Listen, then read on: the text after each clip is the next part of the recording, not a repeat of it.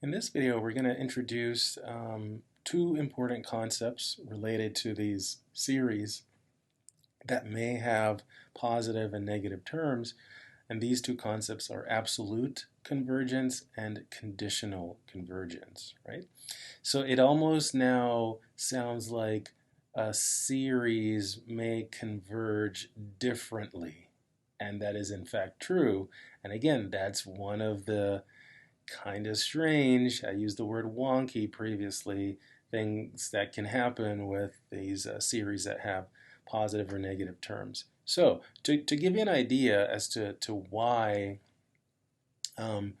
well, I can't give you the full picture why this is really important, but why there certain distinctions need to be made would be something like this. I'm just going to write down a series. So let's say the series is 1 minus 1 half minus 1 half squared plus 1 over 2 cubed plus 1 over 2 to the fourth, and then minus 1 over 2 to the fifth minus 1 over 2 to the sixth, and then plus dot dot dot. Well, this series is certainly not, it doesn't have all positive terms for sure. And it doesn't alternate either because it starts with a positive and then two negatives and then two positives and then two negatives and so forth. And who knows what it does after that, right? So this one is not alternating, right? So we can't use our alternating series test. So this one is not alternating. Right? And it's not all positive terms either. So not all positive terms. So what on earth do we do? Question mark, question mark, question mark. Do we just walk away and defeat? I say not, right? Well, so this is where the concept of absolute convergence can be introduced. So absolute convergence is basically saying when you have one of these series, right, where you may have a mixture of positive and negative terms, not necessarily in an alternating pattern, maybe you just want to say, okay, what if for a second we ignored all the negatives and just made everything positive? And then look at that series, and if that series converges, we say that the original series, right, with the strange set of or strange patterns in the pluses or minuses, then we can say that that original series converges absolutely. All right, so let's actually write that down. So I am going to use a slightly different notation, right? So let's write down this new series. So a series, again, let's say k goes from 1 to infinity, and I'm going to use a letter that we have not used in the context of series. I'm going to use the letter u. The reason I don't want to use the a is because we're saying that a sub k, those always represent those positive terms. So here I'm using the u, saying that some of these might be positive or negative, and I don't know the particular pattern, right? So I can still write it out as u1 plus u2 plus u3 plus dot dot dot, right? I just don't know if any of these are positive or negative. So this series, right, is said to converge absolutely if the series of absolute values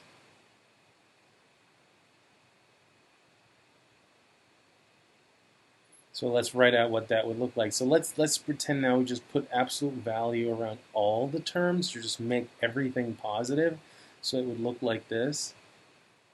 Okay, going from 1 to infinity. I'm just going to stick some absolute value bars around that one. And then if I write it out, it just means now just make all the terms positive, like this. Plus dot, dot, dot. So if, for instance, now, when we go ahead and make all the terms positive, then if this series converges, so if the series of absolute values converges,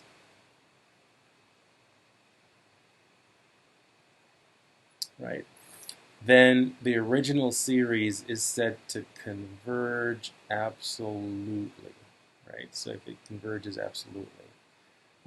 And let's just add it, and it is said to diverge, let me put that first, to diverge absolutely if the series of absolute values diverges. So it is said to diverge absolutely if this series here, so if the series of absolute values diverges.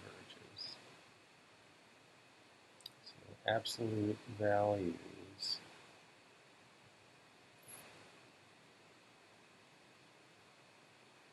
diverges. All right. So again, what does this mean? It's a lot of words, kind of a interesting way to define it. But it's basically saying if you have one of these series that's not alternating and not all the terms are positive, if you just make everything positive, then you're basically turning it into the first set of series that we looked at, where we assumed all the terms were positive, or they were all positive, and then we had a series of tests. Now we're saying one way of classifying the type of convergence in these not so simple series is by taking the absolute value of everything and then looking at that new series, seeing if it converges or not. All right. So let's just do a couple examples of that first. In fact, we'll go ahead and use the one that I used to introduce this. So let's start with some examples of this.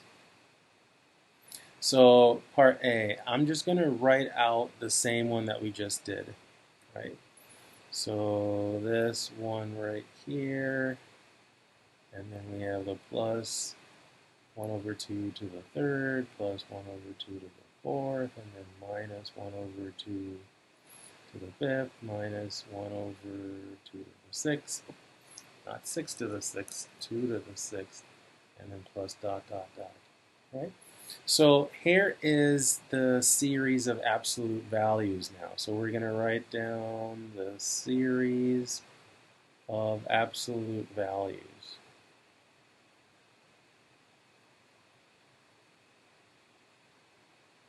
In other words, the way you would interpret this minus 1/2, think of it as plus negative 1/2. And then we're going to take the absolute value of all those terms. But what that means from a practical standpoint is you're just switching you're flicking the switch on the negative signs. You're making everything with a negative positive. So here is the series that we're really going to look at. And this one will have a pretty definitive answer. Because if I make all the terms positive, like I'm writing down here now, then if you look closely, this series is a wonderful geometric series. So this one is geometric.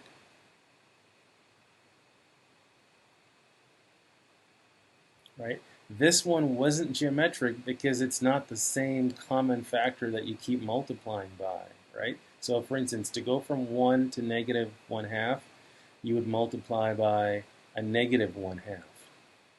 And then to go from a negative 1/2 to a negative 1/2 squared, you would multiply by a positive 1/2. So it was like the R was kind of oscillating, right? And that doesn't make it geometric. But if we change all the negative signs to positive signs, then we do have a geometric series, and then we can look at it and say, yeah, this one is geometric. Let's add some more information. Or A is 1, that's our first term. and then our r is now constant 1/2.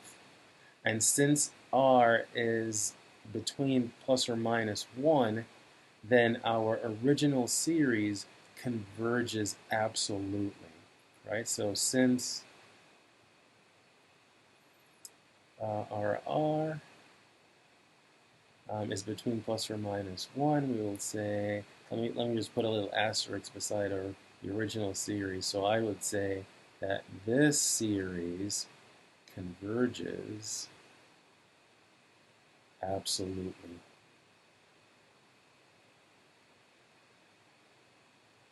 Right. So from a practical standpoint, if I just give you a series and it has a whole bunch of negative signs, but there's no alternating pattern to it, the way you test for um, absolute convergence is you take the absolute value of everything, just make everything positive, and then apply any of the previous tests that we know. In this case, the geometric series test works pretty nicely. Let's look at another example of this. If you remember in a previous video, we talked about the alternating harmonic series. Well, let's write that one out, but I'll make it alternate like this. So let's say we do that.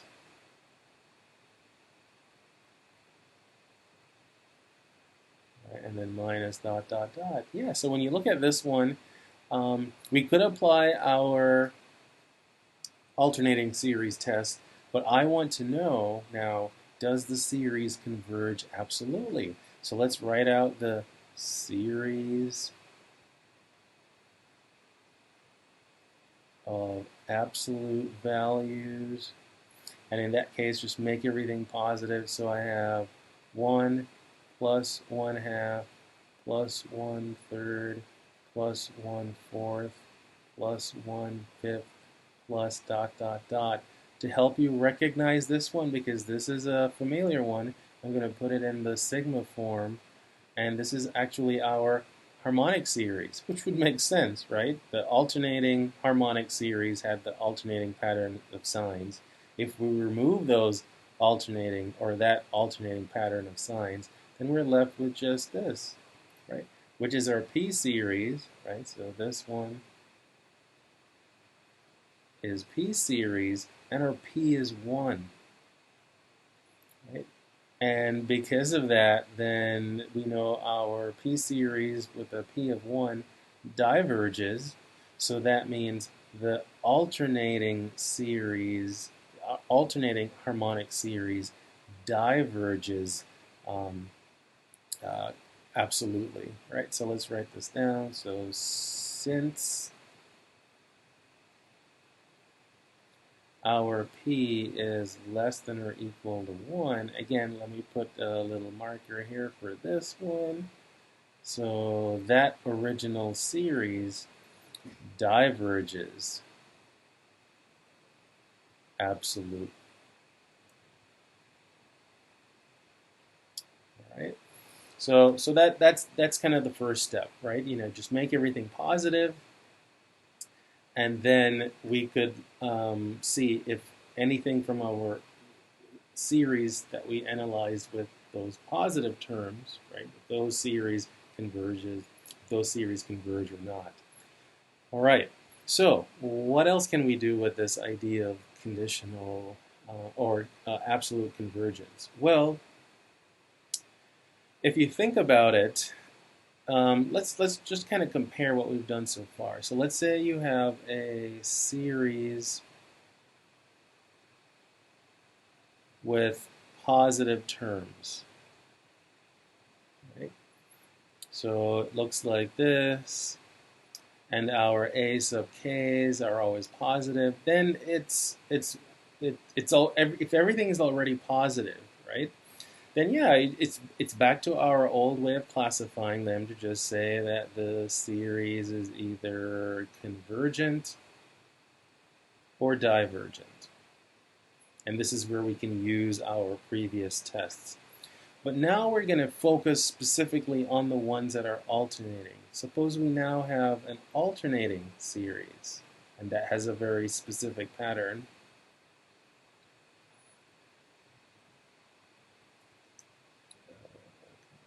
alternating, can't spell today, so alternating series. Well, if you think about it, again, we had a test that would tell us whether the alternating series would be convergent or divergent. So that's where we had to test whether the terms were approaching zero and whether the terms were decreasing.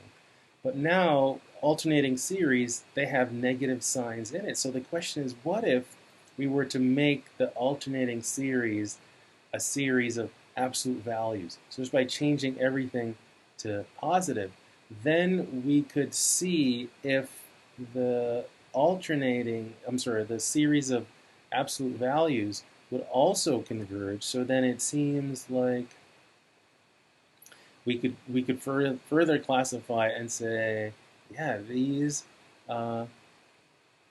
it could be absolutely convergent. That's one way.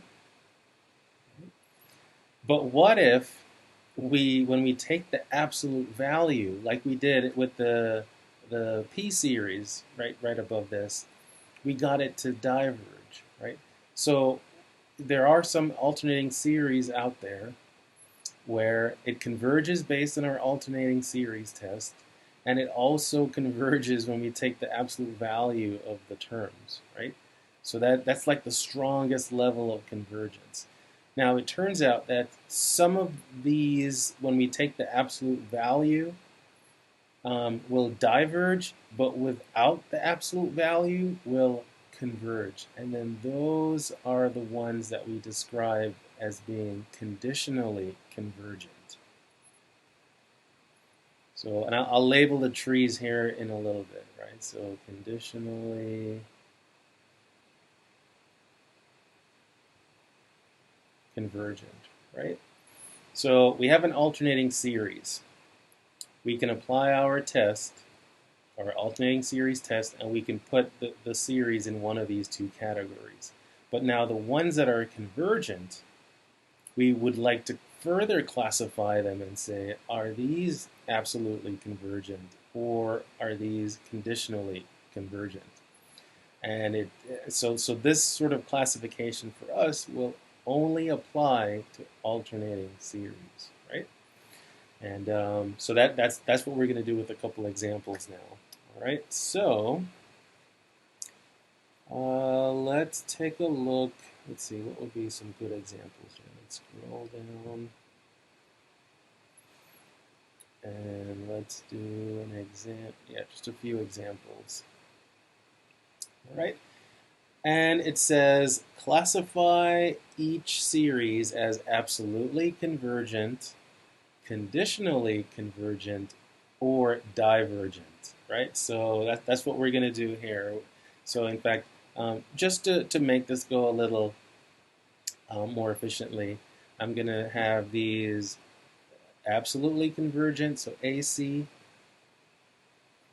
conditionally convergent, CC, and divergent, D, right? So those are the three categories that we're going to try to apply to each of these series. So here's the first one, right?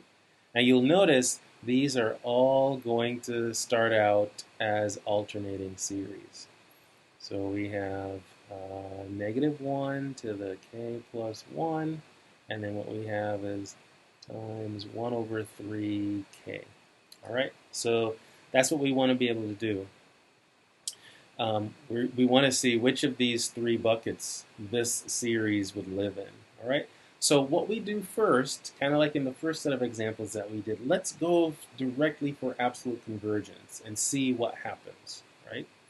So I'm going to take so here's what we would need to look at when we're looking at for absolute convergence. You take the absolute value of all the terms. So I'm actually going to write it down like this. Put my absolute value there, and then we have k plus 1 times 1 over 3k. And I'm just going to, again, show you some properties of the absolute value. Maybe you've seen these properties before, maybe you haven't.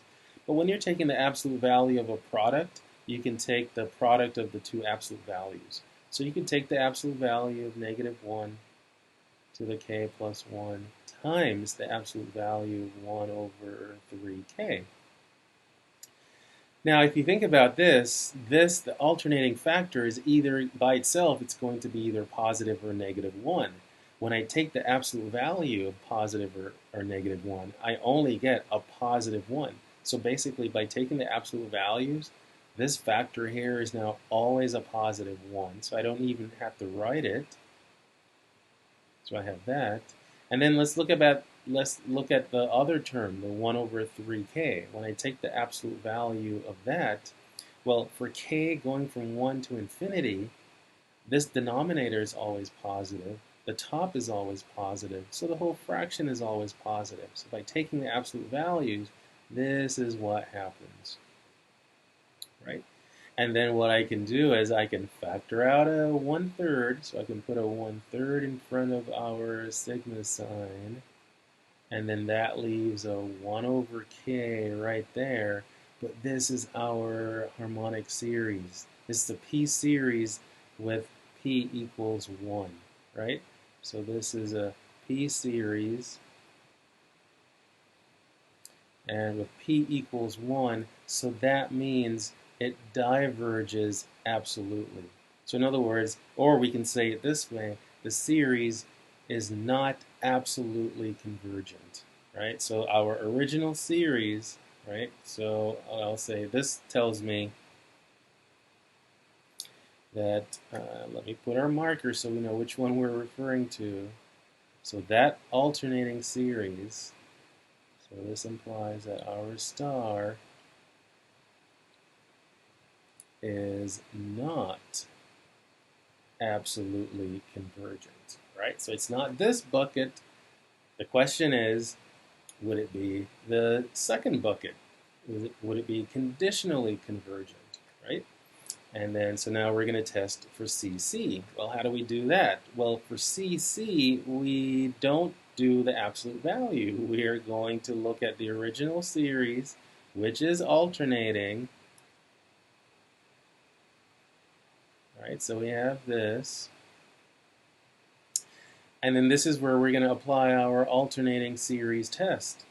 For the alternating series test, then we focus on our a sub k. So I'm going to write that down here. So a sub k is 1 over 3k. I'm going to compute the limit first. So the limit as k goes to infinity of 1 over 3k, thankfully, that is 0. So that's the first check mark in our alternating series test. Next, we have to determine, are the terms decreasing, right? So again, I'm going to use that nice little trick of derivatives, and I'm going to rewrite this as 1/3 times k to the negative 1. And then let's go ahead and look at the derivative. So our first derivative is negative 1/3 k to the negative 2. And I can rewrite that as negative 1 over 3k squared. Well, for k going from 1 to infinity, the 1 over 3k squared is always positive, but then I have a negative sign in front of it, which tells me that my derivative is always negative for k greater than or equal to 1, which means our original series is, or sequence of terms, is decreasing. And that's our second check mark. Right? So if you have a decrease in sequence of terms that approach 0, then the alternating series of those terms must converge. So this blue series here, so let me write it right here, right below. So our series, that series converges conditionally.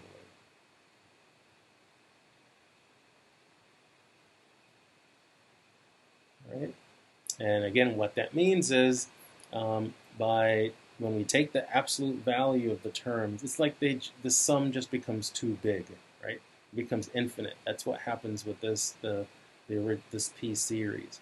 But if we don't take the absolute values and some of our terms are positive and some of our terms are negative, it turns out in this case that we do get convergence, and that convergence is conditional. All right, let's try another one to kind of wrap this up. So let's look at this one. And this is k going from 1 to infinity, and we have negative 1 to the k plus 1 over k to the 4/3 power. All right? So here's our series, and let's go for AC, right? So absolute convergence. What that means is take the absolute value of everything. Essentially, you're getting rid of those negative signs, but again, I'm going to show you one little step in algebra that's helpful. It's a nice property of absolute values. And if you remember your properties from absolute values, this one will be familiar. When you're taking the absolute value of a fraction, you can take the absolute value of the numerator and then the absolute value of the denominator separately and form the fraction as I've done right here. But the same thing's going to happen with when I take the absolute value of negative 1 to the k plus 1, all the negative signs would go away. So I'm just going to be left with a positive 1 in the numerator. That is good. And then in the denominator, if we use the same logic, k is positive. K is going from 1 to infinity. So k to the 4/3 is also positive. So when I take the absolute value of something positive, it doesn't change. It's k to the 4/3. Now when I look at this, I identify this is another P series, but now my P is 4/3. Right, so this one is a P series. P is equal to 4/3. So since my P is greater than 1, then here's my series. So the conclusion is this. Right? Since the series of absolute value terms results in a P series where P is bigger than 1, then the original series must converge absolutely. So that series converges absolutely. Right? So even by getting rid of all the negative signs, this summation, right? Or this summation is still going to end up in a finite value. That means the original series converges absolutely. All right? Let's do another a quick one here. Let's see what happens if we have. Let's take a look at this.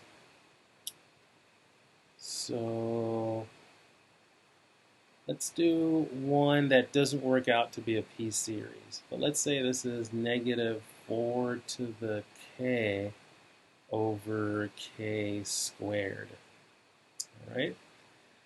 Okay, so again, we're going to go for absolute convergence first. Let's take the absolute value of the terms and see what happens to the series. So it's going to end up being the absolute value of negative 4 to the k over the absolute value of k squared. All right. Well, in the denominator, we can drop those absolute values because k squared is always positive. That's not true for the numerator, so how do we handle it? Well, here you go. Another reminder of properties of the absolute value. When you have the absolute value of something raised to a power, you can take that power outside the absolute value. So this would be the absolute value of negative 4 to the kth power. And, well, if I take the absolute value of negative 4, I'll get a positive 4. So here is the series of absolute values. It's 4 to the k over k squared. I'm going to look at this and think, okay, how am I going to test this? Do I have to do something with ratio or you could do the ratio. Actually, you could do the root. The algebra is a little tricky with the root because this one doesn't have a kth power. However, I am just going to look at my use my divergence test, because look, if I look at the terms of my series here in absolute values, if I take the limit of 4 to the k over k squared, that happens to be in infinity over infinity form. So if I apply L'Hopital's, then this will be 4 to the k times the ln of 4 over 2k. That's still infinity over infinity. Apply L'Hopital's again. We get the limit as k goes to infinity of, so when we take the derivative of this, we will get another 4 to the k, and then another ln of 4 times the original ln of 4. So it's going to be ln of 4 squared. But then in the denominator now, the k goes away. I only have a 2. And this is essentially infinity over 2. So this limit is infinite. So it converges absolutely. I'm sorry, it diverges absolutely. So let me name this one. So that series, let's just put it this way, does not converge absolutely.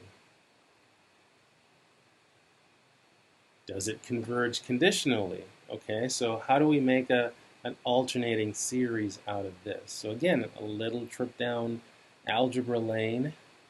So let me write this and show you that we don't have a lot more work to do. What I can use with properties of exponents, negative 4 to the k can be written as negative 1 to the k times 4 to the k, and then that's divided by k squared. And what did we just show? We showed that these terms, as k gets very, very large, they approach infinity. They don't approach 0, right? So this series here would fail the alternating series test. So I'll just say this. So since the limit as k goes to infinity of 4 to the k over k squared, that does not approach 0. It approaches infinity, right? This series, our red series, does not converge conditionally either. So this series does not converge conditionally. So what are we left with? In terms of our 3 buckets, let's go back up and look at those 3 buckets. What are they? Well, you have absolute convergence, conditional convergence, and all we have left is divergence. So this series diverges. So unfortunately, Mr. Red here, you've been classified. So this one diverges. I'll just leave it in red. All right. So that's the picture as far as, how do we go through and classify these alternating series as one of these 3 possibilities: absolutely convergent, conditionally convergent, or divergent. In the next video, I'll show you a little bit of magic to show you what's interesting about these conditionally convergent series. So stay tuned. I'll see you in that one.